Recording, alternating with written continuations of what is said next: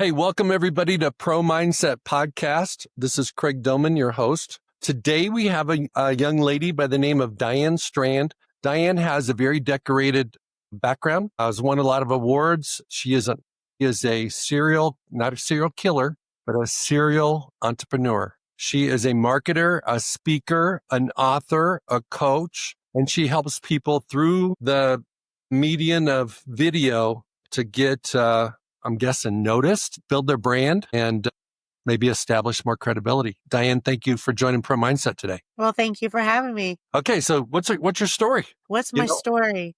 Yeah. Well, my story is really a creative story. It's all about the arts, how it impacts life and business. And I tie in the arts to a lot of tools that you can use as you move through life. And as we were talking a little offline, you were telling me about sports and your kids. And I look at the arts in that same kind of way. It's a craft. It's something you have to show up to. You have to participate in, just like you have to show up to practice, you got to show up to rehearsal and take classes and work the craft. So the arts have just impacted me my whole life, starting with all the way back to second grade, a young dyslexic little girl who just wanted to be in a play. And everyone told me that I shouldn't even try because I couldn't read. And good thing I have good tenacity because I said, watch me.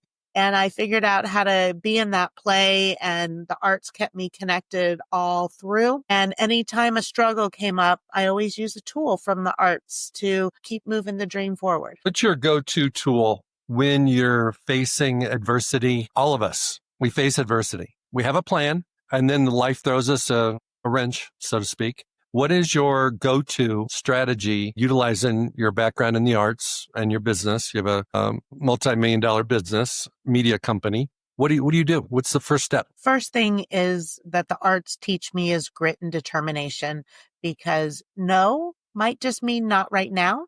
Consistency is the key. There's a fine line between persistence and pesty. So you have to be able to find that line, but consistency is the key. You can't give up before the miracle happens, because it will. Sometimes you have to pivot. I am a manifester. I see the big picture out there, and then I take that first step. Start before you're ready and just go. And the next steps start to reveal itself along the way, whether that is keep moving on the path you're at, or you've reached a fork and you might need to pivot. Okay, let's dive into a couple things you said there. For those people that don't know what a manifester is, what does that look like? How does it work? What is your process? Give us an example when it showed up. Well, it's shown up many times through my life. I'll start with that. Even when I was working at Disney, California just got approved for the lotteries. I'm dating myself. This is going back to the early 90s. And it was, what would you do with $1 million? What would you do with $1 million? And it was, I'd open my own production company. Well, I found out I didn't need $1 million first to open that production company. And here I have a very successful multi-million-dollar production company. So that is a form of manifestation. I didn't know how that was going to come true. I thought it depended on winning the lottery in the moment. But that's not what happened. My mission with Arts Across America, that came to me by journaling, getting grateful for where I am, what I'm going. And all of a sudden I wrote down, the arts need to move across America. I didn't know what that meant. I didn't know what that looked like at the time, but it was a catchy little phrase. And I figured it was something to move on because it was something that spoke to me, and it speaks to my passion that has a purpose. And when you align a passion with a purpose, it will bring profits. And so I started that. That was going back now 3-4 years ago.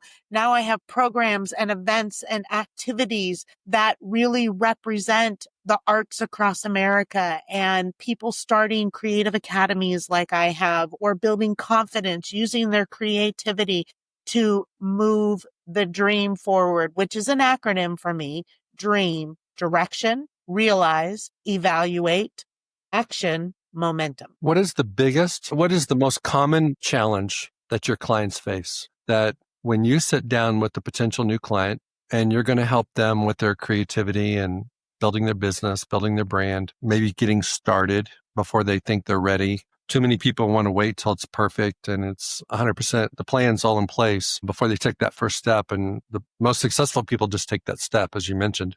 But what's the common symptom that business people have, especially in the entrepreneurial space, that prevents them from being as great as they could be? Well, it's lack of visibility is really what it comes from. And the lack of visibility comes from fear. It's having the syndrome of, I'm not quite ready, too much perfectionism, too much, I'll do this when. I can squirrel as an entrepreneur and find the shiny little object to keep me from doing what is needed. That is the biggest challenge, is fear. You got to take control of the fear. It's a mindset. You have to get grateful. You have to focus on that you are making an impact, make your mess your message, and stop getting ready to be ready. Start before you're ready. Go. Take that first step. The next step starts to reveal itself along the way. And it's okay. You either are winning or you're learning. You only fail if you quit. And letting fear control you to do all the other things, like running on the hamster wheel, is not getting things done. It's not making it move forward. You have to be visible and you have to share your message. It's your job. That is your job, is to share your message. If you think you can impact people and you're not sharing your message, then you're doing a disservice to your client. That was a lot right there to digest. I feel like humans have 4 fundamental pillars or challenges, you want to call it whatever you want, but not feeling seen, not feeling heard, not being good enough, and not being worthy. And just had a conversation with the gentleman this morning about the idea that a lot of people don't feel seen, but then they're scared to be seen too much. So there's a sweet spot in there, so that sometimes people don't speak up and don't share their message because people told them their message was stupid or their message didn't land and their message wasn't worthy. All those type of things that describe, hey, maybe that message is not worthy of sharing.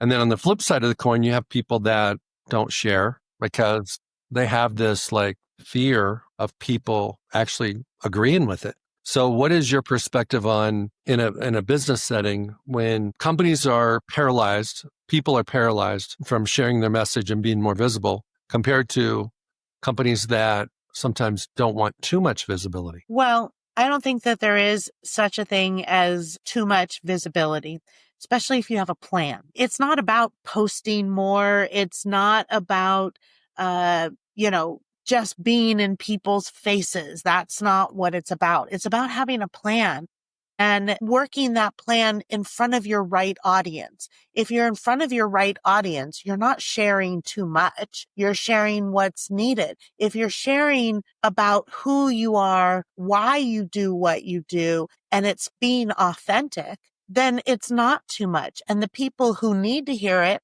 will hear it.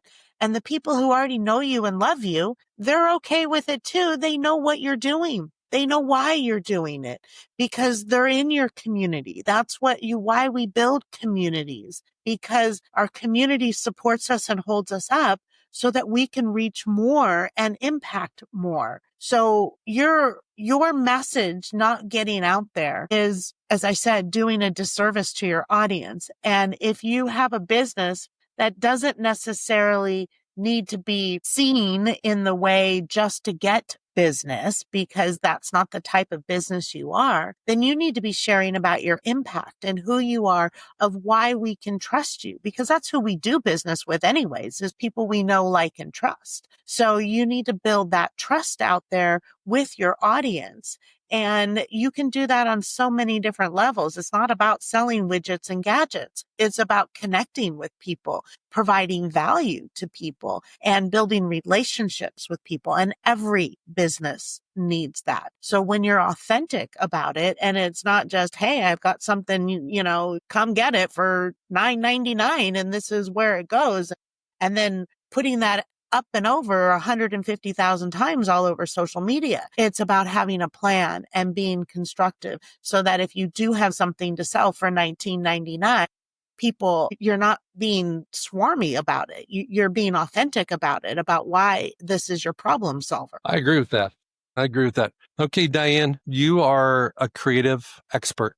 You help people maybe find their own creativity sometimes. How do you help people monetize their creativity? How do you take Do you help them take their skills and talents in the arts and make it profitable? Well, there is a plan to it. You have to, if you're an actor and you're looking to break into the industry, you have to have that preneur side to you. I have a book over my shoulder. It's my best-selling book. It's called Show Business. So it's a craft. You have to learn and study the craft, but you have to put a business mindset to it.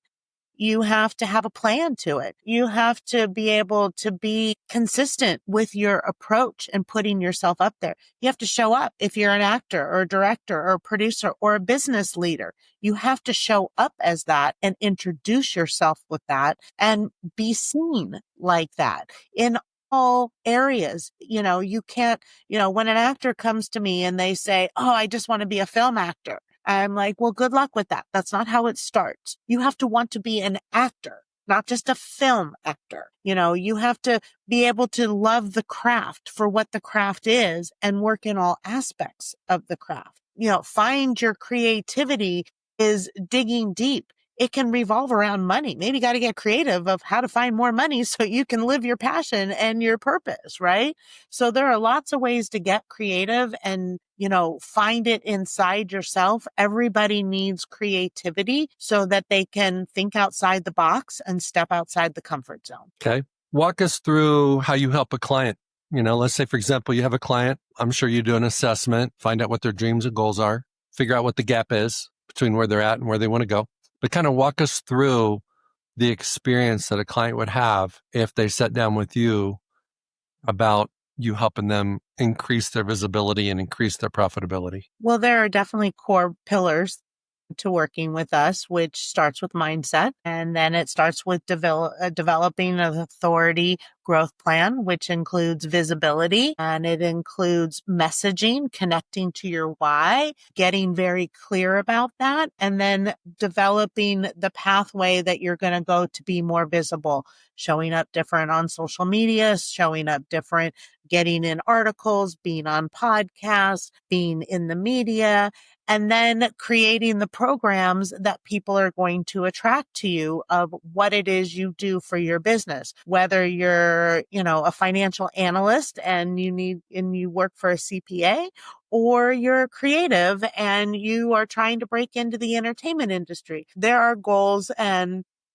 direct things that you can do to show up and be seen that way so that you can follow the authority growth plan to be able to reach your goals and dreams. And success is defined differently by everyone. So that's the first step, is define what success looks like for you so that you know when you reach it, because you have to celebrate the tiny wins to get to the big wins and you have to keep the momentum going. So once you develop the gaps, then we start working towards the why and the messaging to close those gaps. Okay. Walk us through your experience in launching your company and what were some of the biggest challenges you had that you had to overcome. You have all the head knowledge. You got the business sense. You got the experience. But how was it when you're doing it for yourself? Well, it's feast to famine as you start to build a business, and you have to trust yourself that even when, times are tough, that you will pick yourself back up and keep going. There's definitely been moments from, I started my business in 2003 and then all of a sudden 5 years into it, it's 2008 and everything was crashing around me and companies were not outsourcing video production anymore.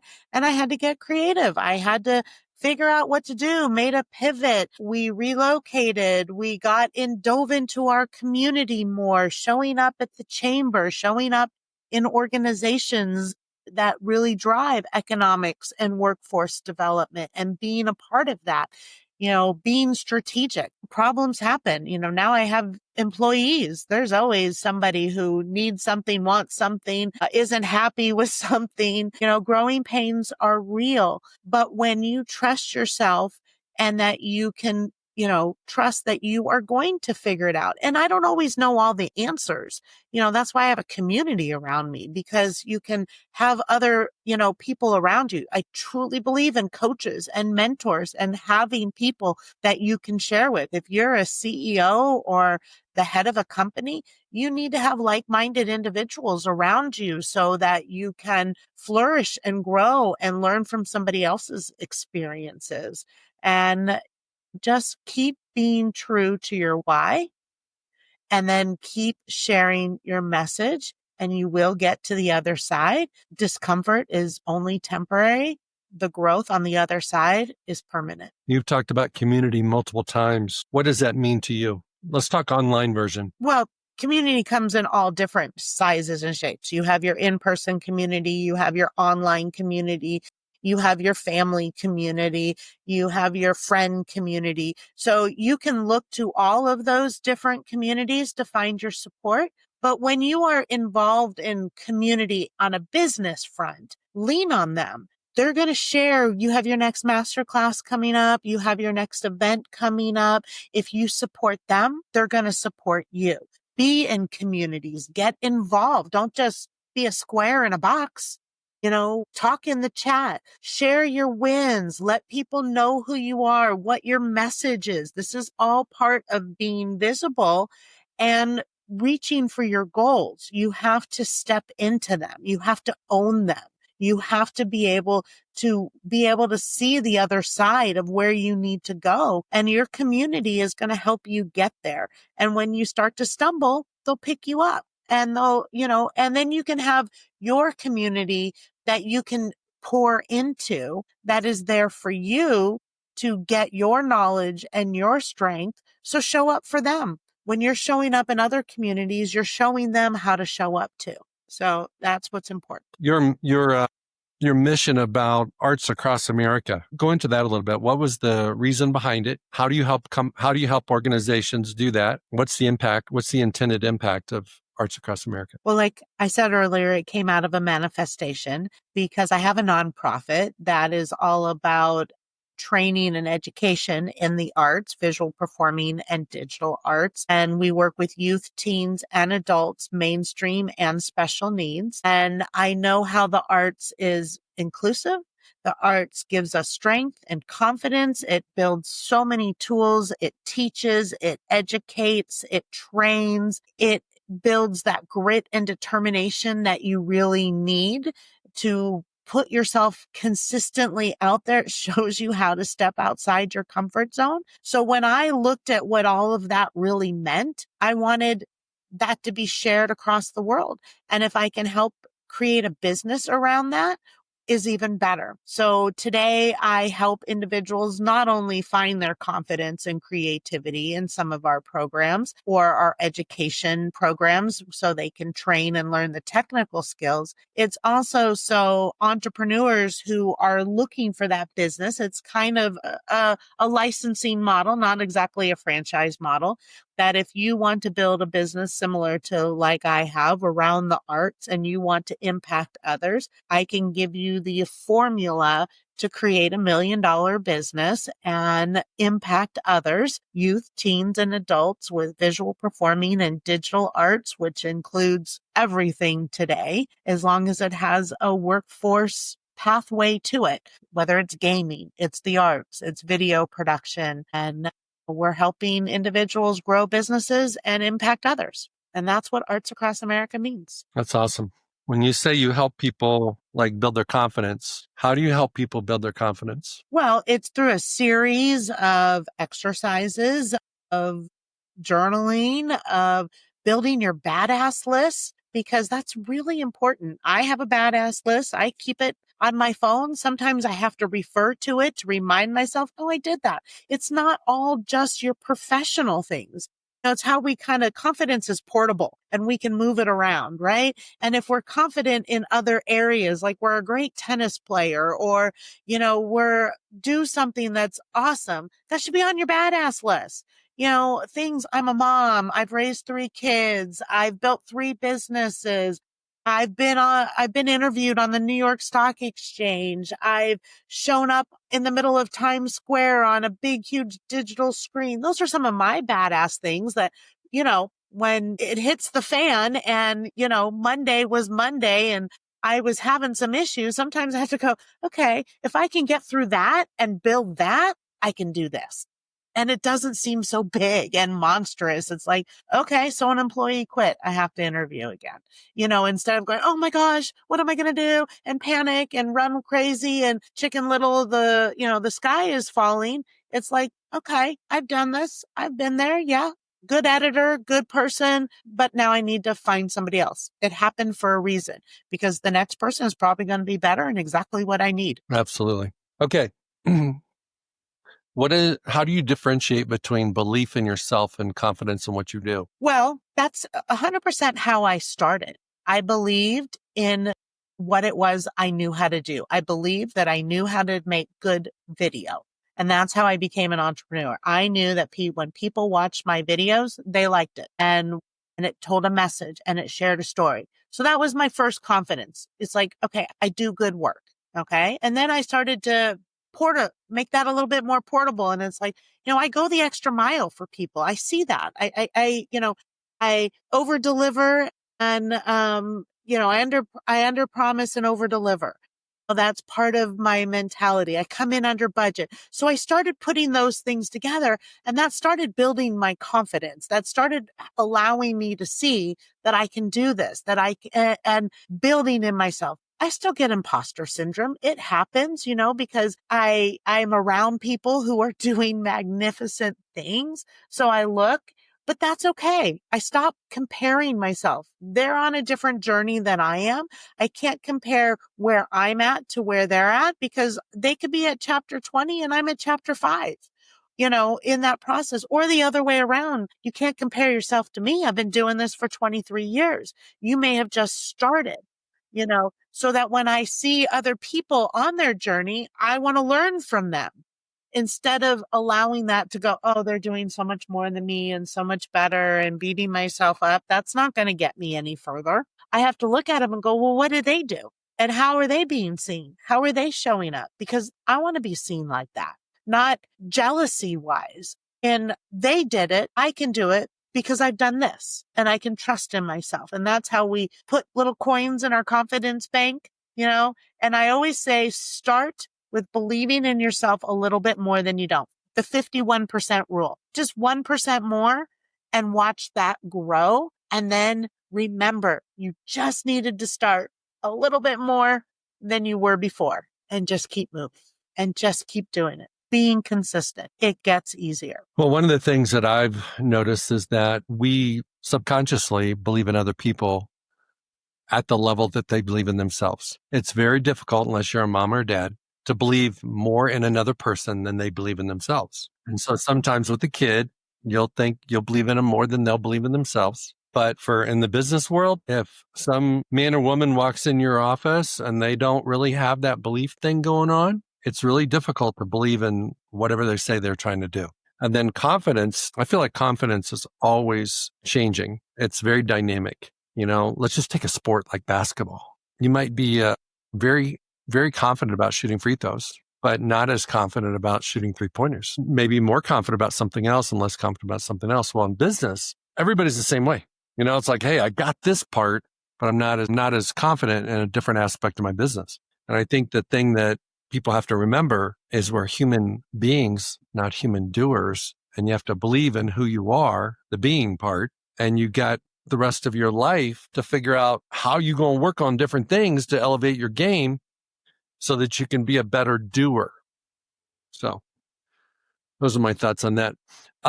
How much more impactful, I know it's a lot, but how much more impactful is video than anything else, print, any other form of communication? Well, I think they all have a place and work to benefit in different ways. But a video has the power to share a message very quickly and concisely. It actually adds more value to what it is that you're talking about when it comes across in a video. It's the best way to take a complicated situation and break it down so people can understand it. The power of video, if they say a picture is worth 1,000 words, a video is worth 1,000,000 words. And it just elevates anything you're doing or working on when you can put it in a video sense. But that doesn't mean that the other ways don't have power as well. But take social media, for example, putting a picture in a reel, which is sort of a video that just kind of moves your picture like that, gets more play on social media than just the picture that's a still. The power of making it a video just gets you further. I don't know the answer, but I think that, when it's just a message, audio message, you're only using your ears. And when it's a video, you're using both your ears and your eyes. And so you've engaged another. Use your heart when you're in a video. Yeah, your heart. And you tend to read between the lines. So you have empathy and some other emotions going on because you're reading whatever that person's talking about. That's why we need to look in people's eyes. We do business with people we know, like, and trust. And if you see them on video, you think you know them. Isn't that funny? That's funny. It's true. Okay, you advocate for women. What is your perception, plan, passion related to helping women in business be successful? Well, being a woman in the entertainment industry, I had to find my voice and I had to share it often and loud. So I'm a huge advocate of being heard and being seen. And that's what I really stress to women is put yourself out there, be heard and be seen and be consistent. That's how I work with women. And that's how I support women. I support them in business, whether it's women in business, whether it's women teams, volleyball. I take action.